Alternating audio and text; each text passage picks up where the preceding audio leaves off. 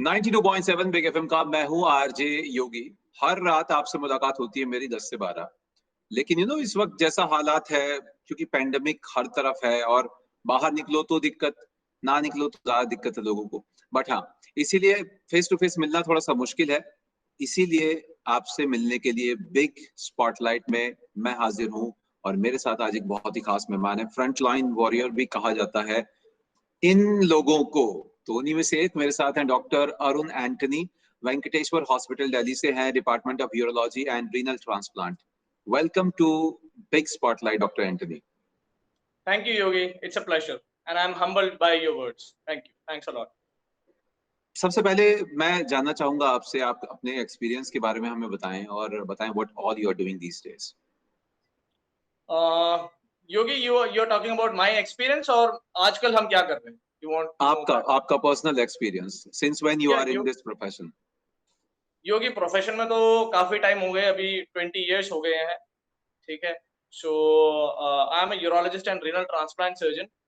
Now I have been practicing in the field for 10 years. So basically the work जो urologist करते हैं, that is we take care of the surgical aspects, जो कि kidney, ureter, bladder, the prostate, ठीक है। So what we deal with is कि stone की कोई problem है या prostate की कोई problem है, जिसको हिंदी में गदूद बोला जाता है, right? And kidney transplant हो गए, right? And any of the cancers of the kidney, bladder, prostate, right? तो So this चलिए is what we आज basically deal with. जी, तो आपने जिक्र किया प्रोस्टेट का, and today we are going to talk about BPH. So my first question to you is, what is prostate?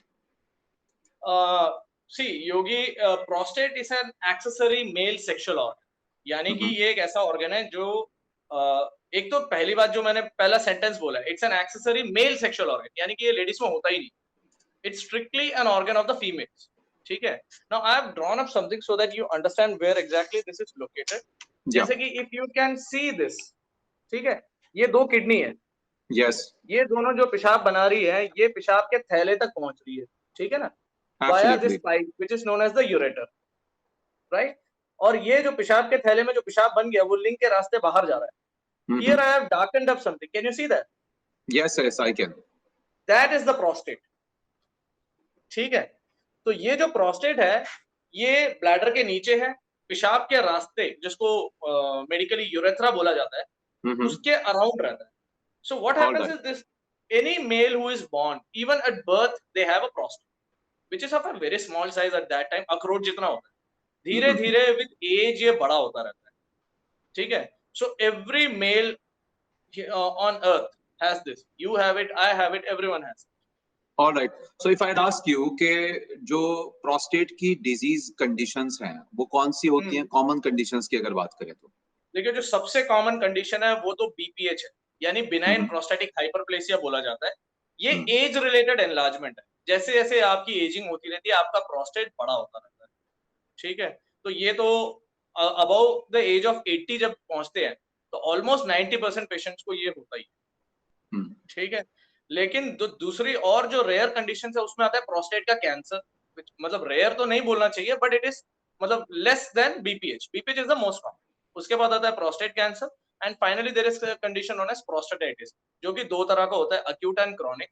तो ये प्रोस्टेटाइटिस एक्चुअली एक इन्फेक्शन है प्रोस्टेट। जी, तो जो आपने जिक्र किया बीपीएच का, तो ये बीपीएच है क्या, ये बताएं, और साथ ही साथ किस एज से ये बीपीएच की प्रॉब्लम दिखनी शुरू होती है? देखिए योगी, जैसे मैंने आपको बताया कि प्रोस्टेट जो है, ये पैदाइशी सबको है। धीरे धीरे ड्यू टू दैट टेस्टोस्टेरोन, जो कि हर मर्द में होता है, ये इसका साइज बढ़ता रहता है। ये बढ़ता कब तक है? जब तक डेथ नहीं हो जाती। Till the time of your death this will keep growing. तो होता क्या है, जब ये बड़ा होता रहता है, तो ये पेशाब, जैसे मैंने वो डायग्राम दिखाया आपको, वो पेशाब के रास्ते के साइड में है, तो ये कंप्रेस करने लगता है पेशाब के रास्ते। राइट। तो इसके जब सिम्टम्स डेवलप होते हैं, वो तब होते हैं जब ये थोड़ा बहुत साइज अटेन कर ले, ठीक है। तो ऐसा है कि ये 40 से कम के एज ग्रुप में तो बीपीएच के सिम्टम्स होते ही नहीं। 40 टू 60 की एज ग्रुप या 40 टू 50 के आसपास तो 30% लोगों में शुरू हो जाते हैं। अराउंड द एज ऑफ ये जो 40 टू 60 ब्रैकेट है, इसमें 35% के आसपास लोगों को प्रोस्टेटिक प्रॉब्लम शुरू हो जाती है। 60 टू 80 का एज ग्रुप जब पहुंचता है, तो अराउंड 70% लोगों को हो जाता है। और Alright. About the age of 80 जब पहुंचता है तो मोर देन 90% पेशेंट्स को सिम्टम्स होते हैं। तो इसका होने का रीजन क्या है? What causes BPH? वही जैसे मैंने बताया कि हर मर्द को होता ही है, और ये टेस्टोस्टेरोन जो है, जो मर्दाना हार्मोन है, ये जी। इसके ग्रोथ को स्टिमुलेट करता है, ठीक है। तो ये it's an age related thing. You Alright. और me, we cannot stop it, it will keep growing till the time of a death. हाँ, ये अलग बात है कि लेट अस से कि किसी एक व्यक्ति को 50 ग्राम का प्रोस्टेट हो जाए तो वो उनको सिम्टम्स शुरू हो जाते हैं, किसी को 70-80 ग्राम भी हो जाए तो भी सिम्टम्स नहीं शुरू होते हैं। तो सिम्टम्स डेवलप करना सिर्फ साइज पे डिपेंडेंट नहीं है, right, right, but right. Prostate सबको होगा और सबके साइज बढ़ता रहेगा सबके लिए। तो आपने जब जैसे बात की सिम्टम्स की, तो हाँ बीपीएस जी, से जुड़े हुए कौन कौन से सिम्टम्स होते हैं? देखिए योगी जी, पहले जो मैंने आपको बताया, ये यूरेथ्रा यानी पेशाब के रास्ते को कंप्रेस करता है। तो जब राइट। कंप्रेस करता है तो ये ऑब्स्ट्रक्टिव सिम्टम्स यानी कि फ्लो के साथ इंटरफियर कर रहा है, ऑब्स्ट्रक्शन कर रहा है, इस तरह के सिम्टम्स होते हैं। तो एक तो ये सेट ऑफ सिम्टम्स हो गए। दूसरे सिम्टम्स को इरिटेटिव सिम्टम्स बोलते हैं। अब इसको साइंटिफिकली थोड़ा इतना नहीं समझेंगे, मैं प्रैक्टिकली बताता हूँ क्या क्या होता है। एक, जब आप पेशाब करने जाते हैं तो आपकी पेशाब की धार कमजोर होती है, क्योंकि ये ऑब्स्ट्रक्ट कर रहा है पेशाब के रास्ते को। तो वो जो फ्लो है जो यंग एज में होता था वो आपका कम लगता है, आपको लगता है कि पेशाब आजकल पास गिर रहा है। पेशाब की धार जो जैसे कमजोर होती है, पेशेंट को पेशाब करने के लिए जोर लगाना पड़ रहा है। कई बार बाथरूम में खड़े हैं और पेशाब स्टार्ट होने में काफी टाइम लग रहा है, खड़े हुए हैं बहुत। देखिए, थोड़ा बहुत हर बंदे को हो जाता है किसी सिचुएशंस में भी। इसका मतलब ये नहीं कि जो भी लोग ये प्रोग्राम देख रहे हैं वो सोचे उनको बीपीएच की प्रॉब्लम है। See I am right. Sure even you, me और एनीवन फॉर दैट मैटर, कभी ना कभी तो हमें भी ऐसे थोड़ा टाइम लग जाता है, that's not the issue, but ये रेगुलरली होने लगता है। फिर after urination there is a sense of incomplete emptying of the bladder, ऐसा लगता है कि पेशाब अंदर छूट रहा है, ठीक है। ये इसके अलावा जो दूसरे कुछ सिम्टम्स होते हैं वो इरिटेटिव सिम्टम्स बोलते हैं। जैसे क्या होता है, मैं आपको समझाता हूँ। मान लीजिए आपके ब्लैडर में 350 ml यूरिन भरा, तब आपको सेंसेशन आएंगे कि आपको पेशाब करना है। आप पेशाब करते हैं, आप 320 ml पेशाब कर लेते हैं, तो 20-30 ml यूरिन बच गया, इसको फिर से भरने में टाइम लगेगा। तो आप जब नेक्स्ट टाइम यूरिनेशन करने जाएंगे आप 3 से 4 घंटे बाद जाएंगे। लेकिन मान लीजिए आपको प्रोस्टेट की प्रॉब्लम है, आप पेशाब ढंग से खाली ही नहीं कर, 350 ml यूरिन भरा, आपके ब्रेन में सिग्नल आया पेशाब करना है, आप पेशाब करने गए और आप सिर्फ 100 ml कर पाए, या 250 ml छूट गया, या 50 ml कर पाए, 300 ml छूट गया। वो फिर से 350-400 ml पहुंचने में उसको 15-20 मिनट लग रहे हैं या आधा घंटा लग रहा है। तो फ्रीक्वेंसी बढ़ती है, यानी इनको बार बार पेशाब करना जाना पड़ता है, ठीक है। रात को राइट। नींद में से भी उठते हैं। एक्चुअली जो रात को नींद में से उठना है ये इसका फर्स्ट सिम्टम होता है कई पेशेंट्स, ठीक है। एक बार सो जाते हैं, नींद में से उठना पड़ता है बार बार पेशाब करने के लिए। कई बार तो पेशेंट इतने बार पेशाब करने जाने की वजह से थक भी जाते हैं, so it affects their lifestyle as such, so the quality of राइट। life gets compromised. राइट। सो जो अभी आपने सिम्टम्स बताए हैं, अगर इनमें बात करूं मैं, सबसे ज्यादा मुश्किल देने वाला सिम्टम, ट्रबलसम सिम्टम कौन सा है? ट्रबलसम तो देखिए, ऐसे एक सिम्टम को पिन पॉइंट करना इज नॉट राइट। सारे डिपेंड, मतलब कोई भी सिम्टम्स पेशेंट के लिए ट्रबलसम हो सकता है, बट हाँ, नॉक्चूरिया यानी कि जो रात में एक बारी जब सो जाते हैं तो उठते हैं, वो उनके साथ काफी हद तक इसलिए इंटरफियर कर लेता है क्योंकि एक तो नींद बहुत डिस्टर्ब हो जाती है। नींद बहुत डिस्टर्ब होती है तो उनका जो नेक्स्ट डे जो लाइफस्टाइल है, डे टू डे लाइफ, वो दे फील टायर्ड, प्लस उस समय भी पेशाब करने जा रहे हैं, उस समय भी एंड पेशाब करने के लिए भी जोर लगा रहे हैं। So it's a mixture of everything. It would be unfair to say कि एक सिम्टम ज्यादा प्रॉब्लम है, बट हाँ, नॉक्चूरिया से स्टार्ट होता है, जो रात को उठने की वो जो बात है उससे वो उनकी प्रॉब्लम स्टार्ट होती है। एंड वो बाकी पेशेंट्स को ना नींद ना मिलने की वजह से थोड़ा ज्यादा थका देता है, अगर बहुत ज्यादा हो। कई पेशेंट्स में एक दो बार ही होता है, so they are able to manage. Alright, alright. So जब जिस तरह बीमारी है बीपीएस के बारे में हमने बात की, तो इसके कौन कौन से ट्रीटमेंट अभी हमारे सामने अवेलेबल है?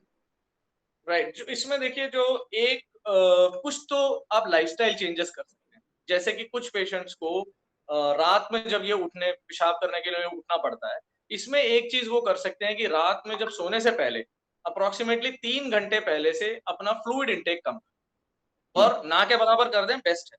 जैसे कि कुछ भी फ्लूइड, फ्लूइड मतलब चाहे दूध हो, जूस हो, ठीक है। Many people have the habit of taking drinks, I mean alcohol, ठीक है, जस्ट 3 मतलब जस्ट बिफोर स्लीपिंग।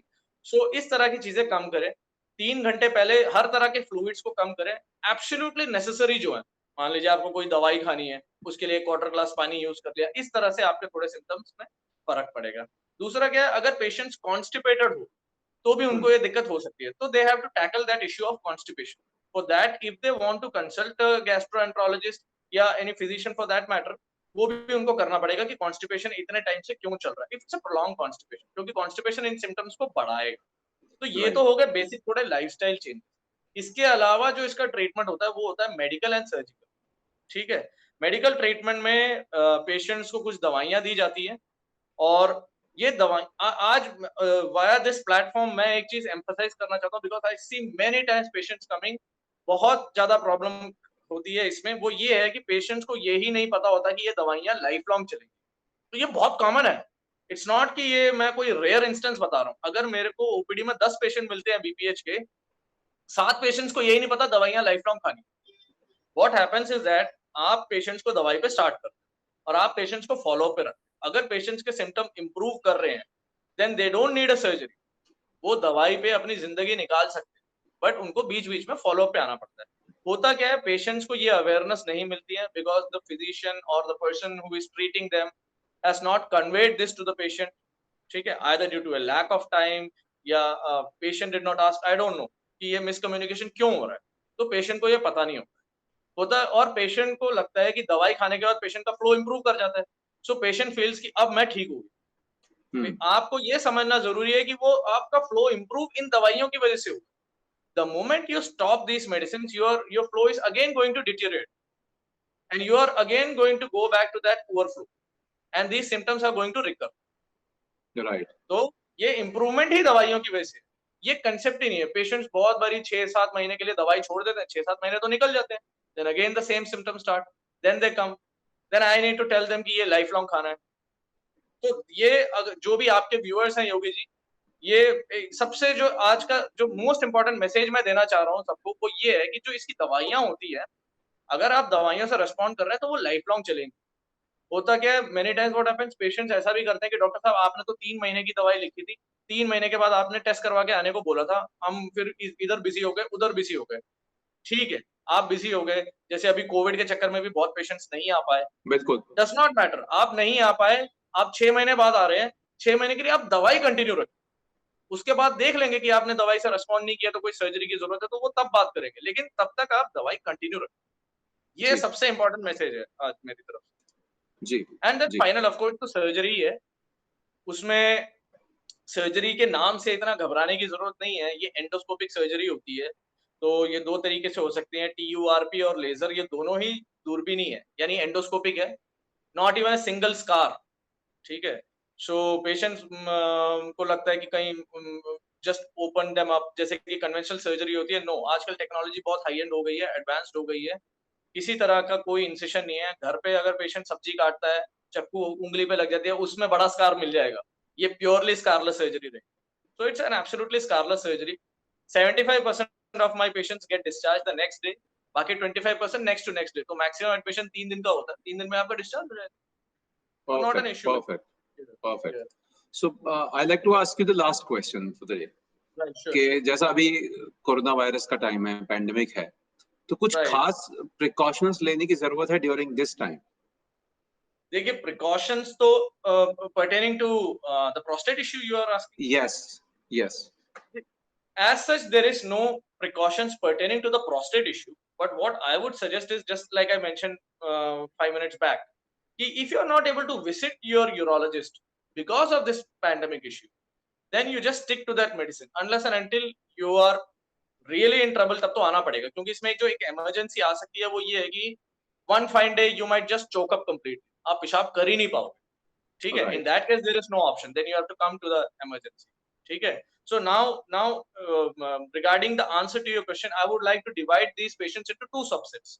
One जो कि मेडिकल थेरेपी पे है, and one who are candidates for surgery or who are on a catheter. Catheter एक pipe होती है जो पेशाब के रास्ते डाली जाती है, वो इन पेशेंट्स में लगती है जो चोकअप कर गए, right? Now if you are on a medical therapy, you don't want to visit your doctor right now, that's fine, just continue with the medicines whenever you feel comfortable. Let's say don't delay it for too long, but 6 महीने के बाद भी अगर आप जो basic test जो मांगते हैं, जो यूरोफ्लो हो गया या ब्लैडर स्कैन हो गया, वो करवा के आप एक बार कंसल्ट कर सकते हैं। आजकल तो ऑनलाइन भी कंसल्ट करने का इतना ऑप्शन आ गया, itna. See, this is the time when I am getting maximum hits online. So online consultations have actually gone up. Bhi bolna would be an understatement. They have skyrocketed. So you can consult online. आपको पता ही है आपको कौन सा doctor treat कर रहा है. Just take an appointment for him online and do that. But Right. जो दूसरे सबसेट है, those who need a surgery, for them there is no point in delaying the surgery too much. But what we are doing right now, हम COVID test करवा लेते हैं patient का, and if the COVID is negative, the patient is safe from that aspect, because it would be unfair to operate on a patient who is COVID positive. Absolutely. Because corona patient, see what happens, BPH के कोई patient young तो है नहीं, जैसे कि मैंने आपको बताया. तो ये सब ओल्ड पेशेंट है. तो ओल्ड पेशेंट्स को वैसे ही कोरोना हो जाए तो देयर इज अ रिस्क.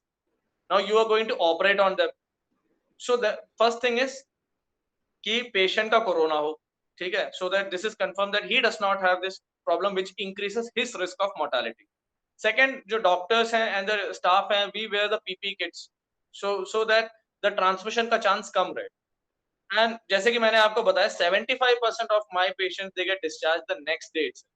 तो इसमें 2 दिन का स्टे है, द डे ऑफ सर्जरी जिस दिन आप एडमिट होंगे, एंड नेक्स्ट डे जिस दिन आप डिस्चार्ज होंगे. बाकी 25% केसेस में मैं 1 दिन और रख लेता हूँ, depending on the patient's condition. So maximum to maximum 3 दिन का स्टे है. So that's all you can do. And of course general measures तो है ही, मास्क वास्क पहनना है, उसको करना ही. And very briefly, for general public, like what they need to take care during this pandemic time. See, I would strongly give you a message. Please don't underestimate the messages की, जैसे कि ये mask पहनना है, ये social distancing, because I understand it's a bit difficult to carry out these things because of the huge density of population we have, right? So that of course becomes difficult. कहीं पे भी जा रहे हैं, buses are crowded. At least that I can speak for Delhi. That's what's happening here. Every place is literally crowded now. So at least we have to maintain that social distancing. We have to wear a mask, because the transmission risk goes down substantially if both the parties are wearing a mask, right? So instead of that cloth mask, try to go for that N95 mask, right? But unfortunately or fortunately, I see that this is not something that we are strictly following in the true sense. So I don't know what's the issue, but it's not working right now. And right now we are hitting 1 lakh cases per day, and soon we will be overtaking USA if this goes on. There is only one thing which is positive for our country. It's that हमारा recovery rate बहुत high. अगर हमारा recovery rate खराब होता ना, we would have been finished. But because of that high recovery rate, we are still doing good. Numbers are not scaring us. Perfect. And I think people are not actually taking it very seriously. They are taking it very lightly. That's the case. Yeah. But anyway, thank you so much, Dr. Arun Antony, for talking to us in the big spotlight. And it was lovely talking with you. Thank you so much, sir. Thank you, Yogi ji. Pleasure was all mine.